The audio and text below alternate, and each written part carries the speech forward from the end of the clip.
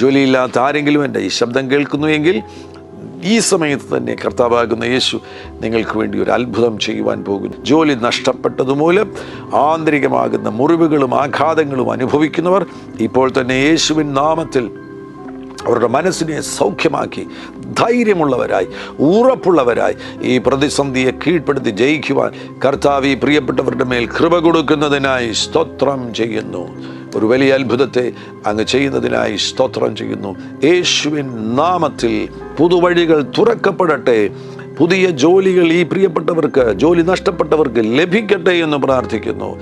മഹാത്ഭുതങ്ങൾ ചെയ്യണം കർത്താവേ. യേശുവിൻ നാമത്തിൽ ജോലിയില്ലാത്ത ഈ സമയത്ത് അവരുടെ സാമ്പത്തിക കാര്യങ്ങൾക്ക് വേണ്ടിയുള്ള അത്ഭുതകരമാകുന്ന വഴികളെ അവർക്ക് തുറന്നു കൊടുക്കണമേ എന്ന് പ്രാർത്ഥിക്കുകയാണ്. അനേകരുടെ ഫേവർ അവർക്ക് ലഭിക്കട്ടെ. അനേകരുടെ അനുകൂലത, പ്രീതിവാത്സല്യം അവർക്ക് ലഭിക്കട്ടെ. ചില സാമ്പത്തിക വഴികൾ അവർക്ക് വേണ്ടി തുറന്നു വരട്ടെ. ഈ പ്രിയപ്പെട്ടവർ കഠിനാധ്വാനികളായി തീരട്ടെ.